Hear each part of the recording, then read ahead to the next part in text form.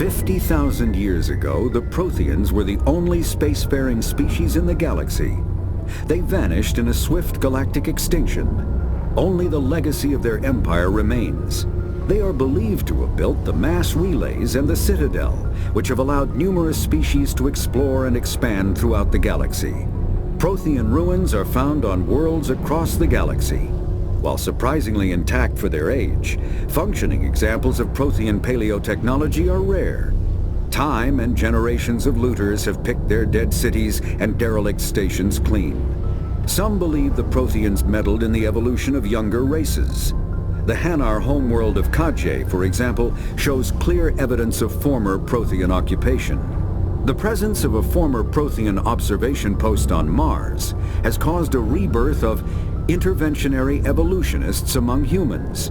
These individuals believe the god myths of ancient. In the early 2160s, the Alliance began aggressive colonization of worlds in the Skyllian Verge, much to the dismay of the Batarians, who had been developing the region for several decades. In 2171, the Batarians petitioned the Council to declare the Verge a zone of Batarian interest. The Council refused, however, declaring unsettled worlds in the region open to human colonization. In protest, the Batarians closed their Citadel embassy and severed official diplomatic relations with the Council, effectively becoming a rogue state. They instigated a proxy war in the Verge by funneling money and weapons to criminal organizations, urging them to strike at human colonies. Hostilities peaked with the Skyllian Blitz of 2176, an attack on the human capital of Elysium by Batarian-funded pirates and slavers. In 2178, the Alliance retaliated with a crushing assault on the moon of Torfin, long used as a staging base by Batarian-backed criminals. In the aftermath, the Batarians retreated into their own systems and are now rarely seen in Citadel. The Elcor are a Citadel species native to the high-gravity world Dakuna. They are massive creatures, standing on 4 muscular legs for increased stability. Elcor move slowly, an evolved response to an environment where a fall can be lethal. This has colored their psychology, making them deliberate and conservative. Elcor's speech is ponderous and monotone. Among themselves, scent, slight movements, and sub-vocalized infrasound convey shades of meaning that make a human smile seem as subtle as a fireworks display. Since their subtlety can lead to misunderstandings with other species, the Elcor often go out of their way to clarify when they are being sarcastic, amused, or angry. Dakuna's high gravity impedes mountain formation. Most of the world consists of flat, open plains, which prehistoric Elcor wandered across in small family bands. Modern Elcor still prefer open sky, and can become restless and... The Geth are a humanoid race of networked AIs. They were created by the Quarians 300 years ago as tools of labor and war. When the Geth showed signs of self-evolution, the Quarians attempted to exterminate them. The Geth won the resulting war. This example has led to legal, systematic repression of artificial intelligences in galactic society. The Geth possess a unique distributed intelligence. An individual has rudimentary animal instincts, but as their numbers and proximity increase, the apparent intelligence of each individual improves. In groups, they can reason, analyze situations, and use tactics, as well as any organic race. Geth space is located at the trailing end of the Perseus Arm, beyond the lawless Terminus systems. The Perseus Veil, an obscuring dark nebula of opaque gas and dust, lies between their space and the Terminus systems. The Hanar are a Citadel species known for excessive politeness. They speak with scrupulous precision and take offense at improper language. Hanar that expect to deal with other species take special courses to help them unlearn their tendency to take offense at improper speech. All Hanar have 2 names. The face name is known to the world. The soul name is kept for use among close friends and relations. Hanar never refer to themselves in the first person in conversation with someone they know on a face name basis. To do so is considered egotistical, so instead they refer to themselves as this one, or the impersonal it. Their homeworld, Kaje, has 90% ocean cover and orbits an energetic white star, resulting in a permanent blanket of cloud. Due to the presence of Prothean ruins on the world, many Hanar worship them, and Hanar myths often speak of an elder race that civilized them by teaching them language. When the Asari discovered the Citadel, they also discovered the Keepers, a docile, multi-limbed insect race that seemingly exists only to maintain and repair the Great Prothean Station. Early attempts to communicate with or study the Keepers were failures, and it is now illegal to interfere with or impede Keeper activity. Because they are completely non-threatening, Keepers have become virtually invisible to everyone else. Similarly, they seem indifferent to other species, except for their tendency to help new arrivals integrate themselves into the Citadel. No matter how many Keepers die due to old age, violence, or accident, they maintain a constant number.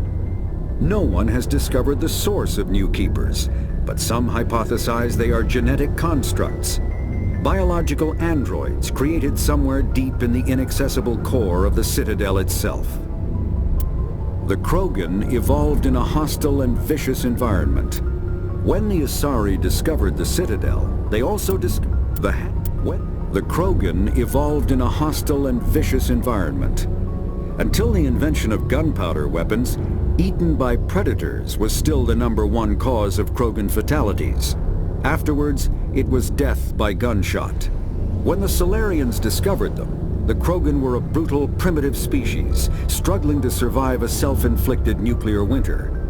The Salarians culturally uplifted them, teaching them to use and build modern technology, so they could serve as soldiers in the Rachni War. Liberated from the harsh conditions of their homeworld, the quick-breeding Krogan experienced an unprecedented population explosion. They began to colonize nearby worlds, even though these worlds were already inhabited.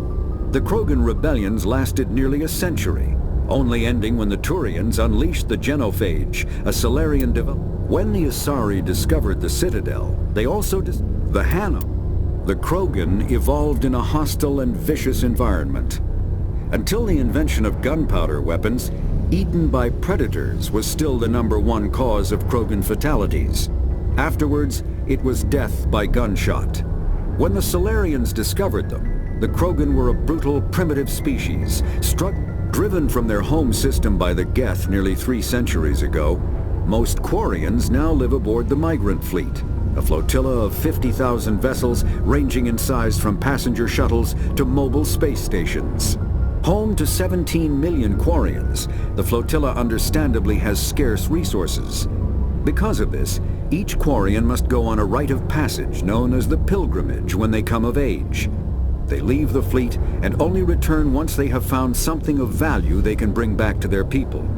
Other species tend to look down on the Quarians for creating the Geth and for the negative impact their fleet has when it enters a system.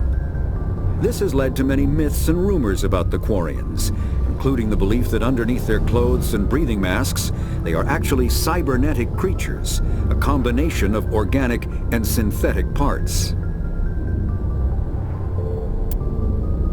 After the Geth secure a location, they round up and impale dead and living bodies on mechanical spikes. The spikes rapidly transform these victims into withered husks, extracting water and trace minerals, and replacing them with cybernetics. The cybernetics reanimate the lifeless flesh and tissue, transforming the bodies into mindless killing machines. Some Alliance soldiers refer to the husk-generating spikes as dragon's teeth, a reference to the mythological berserkers who sprang up from the earth wherever the teeth of the dragon Eris were planted. Dragon's teeth and husks bear little resemblance to other pieces of Geth technology. No one is sure why a synthetic race would bother to drain the minuscule amount of recoverable resources from organic corpses, though the value of reusing them as shock troops is obvious.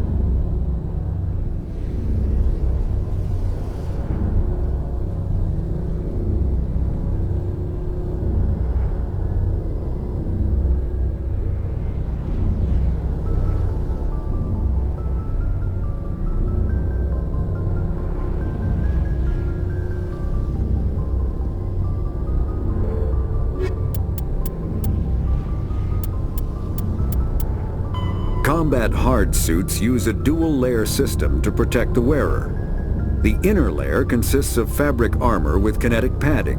Areas that don't need to be flexible, such as the chest or shins, are reinforced with sheets of lightweight, ablative ceramic. The outer layer consists of automatically generated kinetic barriers. Objects traveling above a certain speed will trigger the barrier's reflex system and be deflected, provided there is enough energy left in the shield's power cell. Armored hard suits are sealable to protect the wearer from extremes of temperature and atmosphere. Standard equipment includes an onboard mini-frame and a communications, navigation, and sensing suite. The mini-frame is designed to accept and display data from a weapon's smart targeting system to make it easier to locate. Kinetic barriers, more commonly called shields, provide protection against most mass accelerator weapons. Whether on a starship or a soldier's suit of armor, the basic principle remains the same. Kinetic barriers are repulsive mass effect fields, projected from tiny emitters. These shields safely deflect small objects traveling at rapid velocities.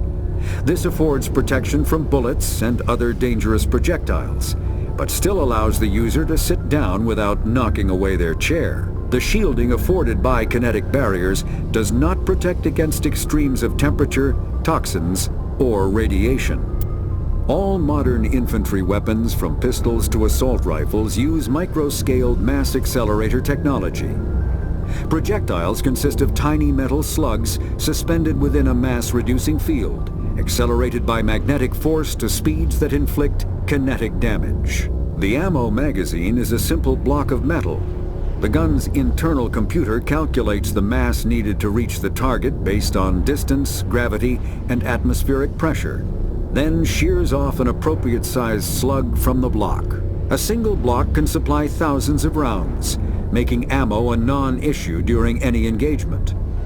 Top-line weapons also feature smart targeting that allows them to correct for weather and environment. Firing on a target in a howling gale feels the same as it does on a calm day at the practice range. Smart targeting does not mean a bullet will automatically find the mark every time the trigger is pulled. It only makes it easier for the marksman to aim. Kinetic barrier. An artificial intelligence is a self-aware computing system capable of learning and independent decision-making. Creation of a conscious AI requires adaptive code, a slow, expensive education, and a specialized quantum computer called a blue box. An AI cannot be transmitted across a communication channel or computer network. Without its blue box, an AI is no more than data files. Loading these files into a new blue box will create a new personality, as variations in the quantum hardware and runtime results create unpredictable variations. The Geths serve as a cautionary tale against the dangers of rogue AI, and in Citadel space, they are technically illegal. Advocacy groups argue, however, that an AI is a living, conscious entity, deserving the same rights as organics. They argue that continued use of the term artificial is institutionalized racism on the part of organic life. The term synthetic is considered the politically correct alternative.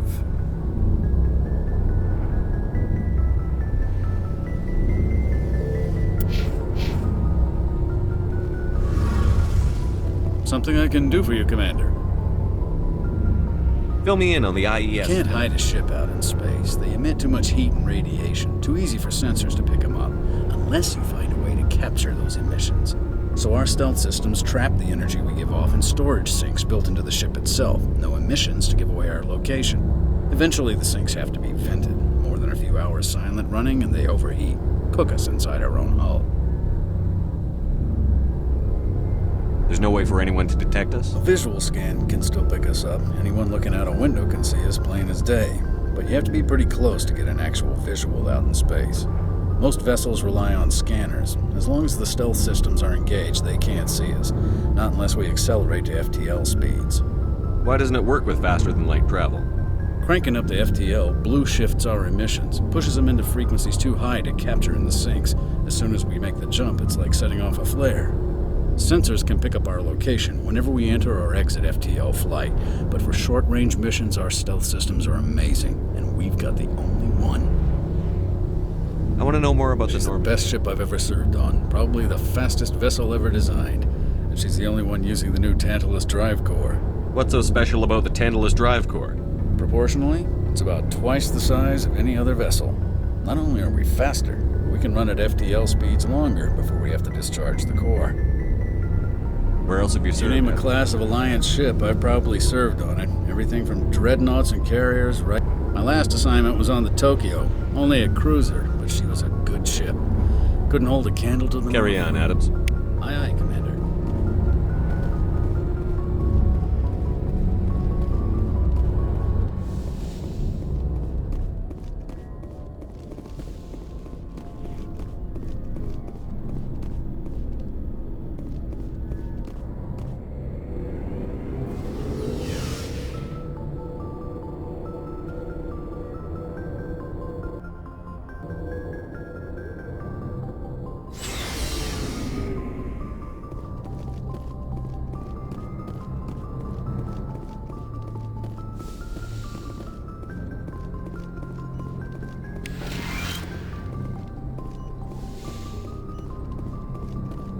Yes, Commander?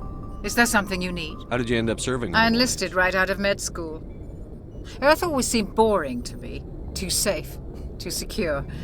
I figured I wanted to travel the stars, tending the wounds of tough soldiers with piercing eyes and sensitive souls.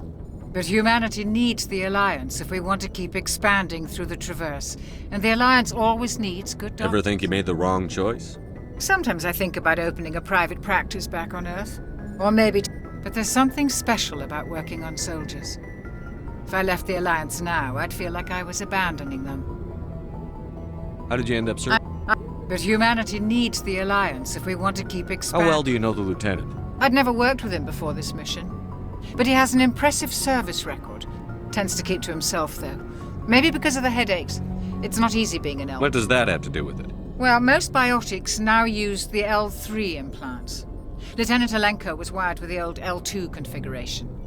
Sometimes there are complications. What kind of complications? Severe mental disabilities, insanity, crippling physical pain. There's a long list of horrific side effects. Caden's lucky. He just gets migraines. I should go. Goodbye, Commander.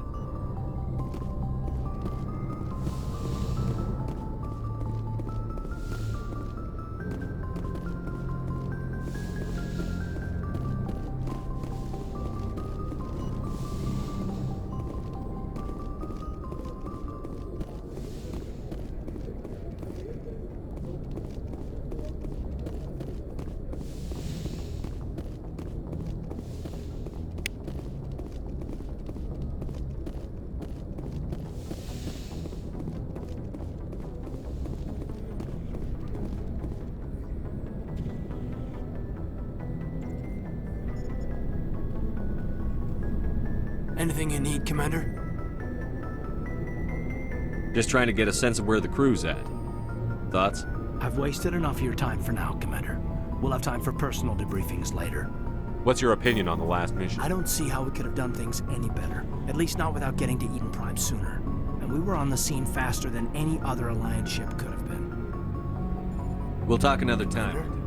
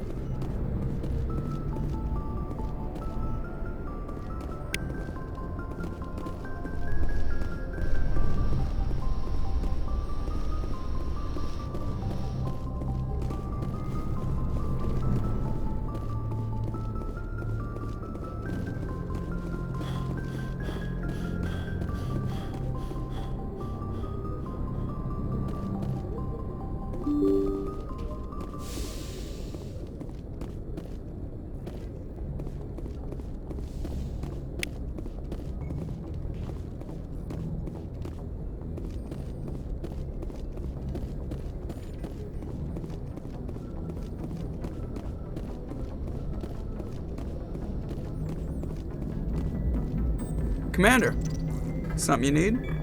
I have to go. All right, see you.